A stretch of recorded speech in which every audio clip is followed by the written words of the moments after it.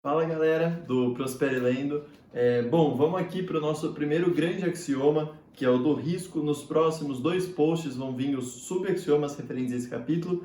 Então, o axioma é o seguinte: preocupação não é doença, mas sinal de saúde.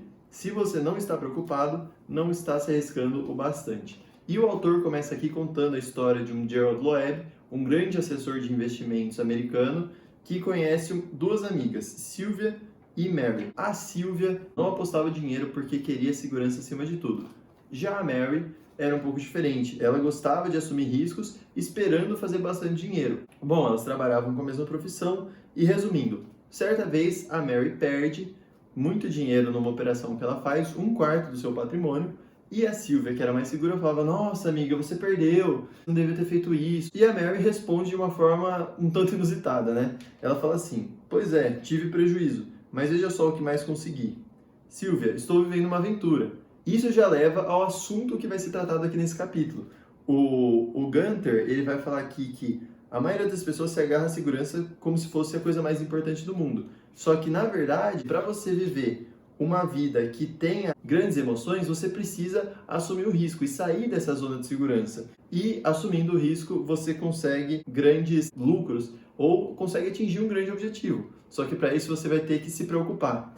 E as preocupações em excesso, obviamente, não vão ser boas. Mas ele diz que ela é uma parte integrante do processo de prazer. Então, se você não está preocupado, está faltando alguma coisa para fazer você ficar tão motivado. Então, no amor, você tem essas preocupações. No esporte acontece a mesma coisa. O cara está preocupado, o cara está correndo um risco de ganhar ou perder, ou ser humilhado em algum momento, mas ele está lá correndo esse risco, porque se você não sentir o coração bater, você vai viver uma vida faltando alguma coisa, certo?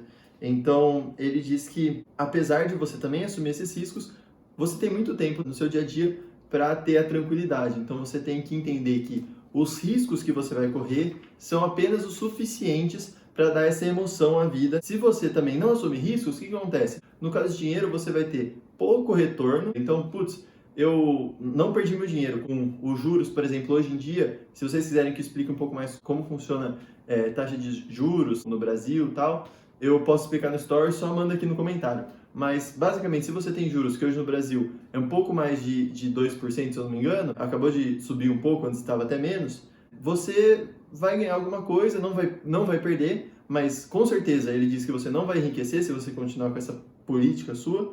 E qual é a graça nisso, né? Esse é o ponto de vista do autor, certo? Então, ele diz que a estrutura mundial econômica está montada contra você. Se só o emprego for a base do seu sustento e você não correr riscos e não tentar especular, você só vai ter o suficiente para não passar fome. Exatamente as palavras que ele usa aqui.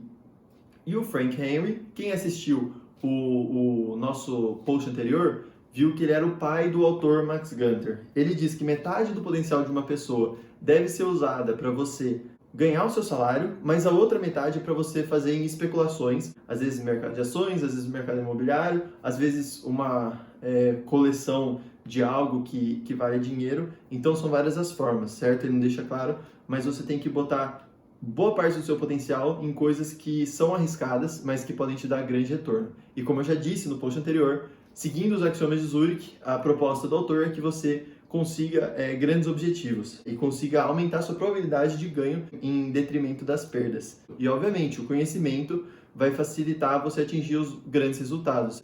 Fica muito mais difícil você atingir resultados dependendo puramente da sorte, sem um fator de inteligência aí no meio, certo? Ele finaliza a história das duas amigas, a Sylvia, que era a que gostava de segurança, e a Mary, que gostava de riscos. E a Sylvia, segundo ele, acaba a vida como uma pessoa que não ficou muito pobre, mas também não chegou nem perto de ficar rico. Investiu a vida inteira em poupança, CDBs. Se você quer saber um pouco mais também sobre CDBs, não tem noção do que é, comenta aqui e eu consigo explicar para você no Stories para ficar mais claro. Mas já a Mary, ele falou, Mary está rica.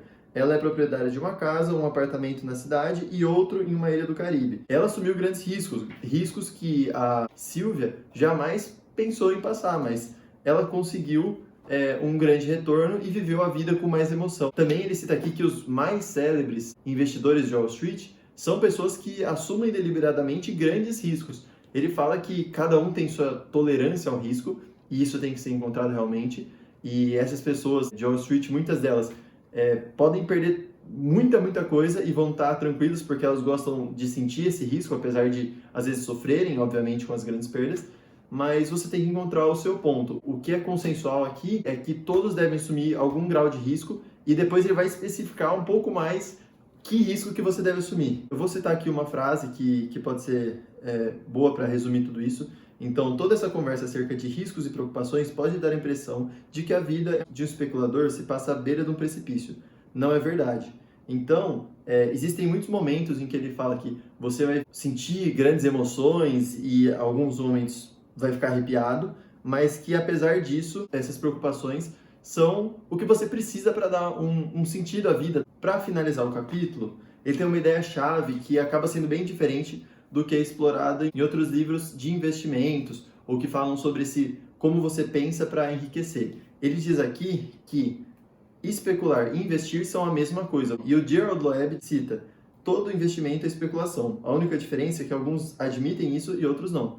Bom, aqui cabe a você também raciocinar, né, sobre se você concorda com o Max Gunther e esse Gerald Loeb que ele citou, ou se você concorda com outros investidores. Essa é a parte legal de você ler e entender os livros. Você infiltra na mente de outras pessoas, infiltrando na mente de outras pessoas você consegue ver diferentes pontos e unindo essas ideias você consegue chegar na sua ideia principal. Então, um dos investidores, eu não estava planejando fazer isso, mas um dos investidores que fala sobre investimento e especulação como sendo coisas totalmente distintas é o Benjamin Graham, desse livro aqui, ó, O Investidor Inteligente. Então, o Benjamin Graham, ele cita que essas coisas são completamente diferentes e faz uma distinção.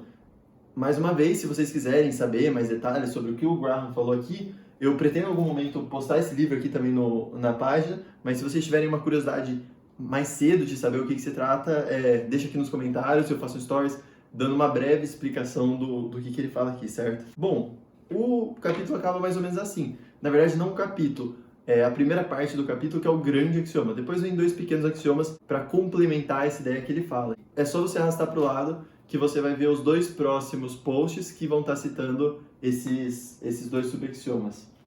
E não se esqueça, no próximo post também você vai conseguir ver as frases principais desse capítulo, que eu sempre que leio eu gosto bastante de grifar as coisas e anotar, e eu transformei essas frases em um post para vocês conseguirem fixar mais claramente a ideia passada pelo Gunther nessa primeira parte do primeiro capítulo. Se for muito útil para você, salva e toda vez você vai poder revisitar esse conteúdo. Beleza? É isso, galera. Fui!